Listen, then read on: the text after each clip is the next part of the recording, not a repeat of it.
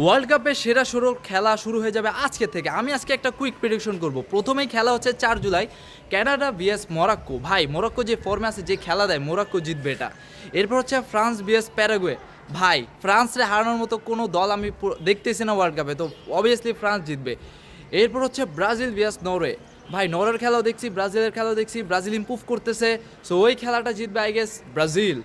এরপর হচ্ছে মেক্সিকো বনাম ইংল্যান্ড। মেক্সিকো ভালো খেলতেছে এবং ইংল্যান্ডও ভালো খেলতেছে, সো আমার কাছে মনে হয় মেক্সিকো যাবে এবার।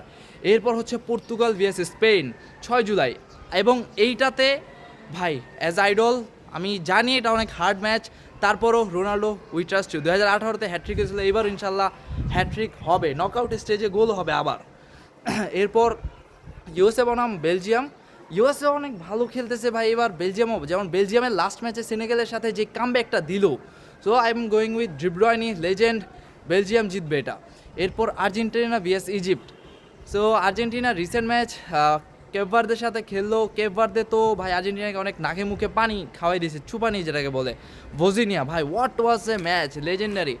তো আমাদের বাংলাদেশেও এটা দেখা দরকার। 5.5 লাখের জনসংখ্যা নিয়ে ওয়ার্ল্ড কাপে চলে গেছে, এবং এইটাতে আর্জেন্টিনা ভিএস ইজিপ্ট, এইটা ভাই আর্জেন্টিনা জিতবে।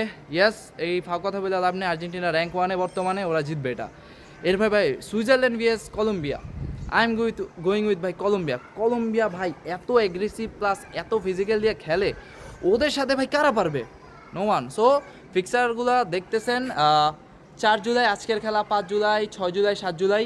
সো যার যার প্রিডিকশন স্কোর কমেন্ট বক্সে কমেন্ট করে ফেলুন, এবং আপনার পছন্দের দল কোনটা সেটা কমেন্ট করে ফেলুন, এবং দেখা যাক রাউন্ড অফ 16-এর থেকে কোয়ার্টার ফাইনালে কোন 8টা দল যায়।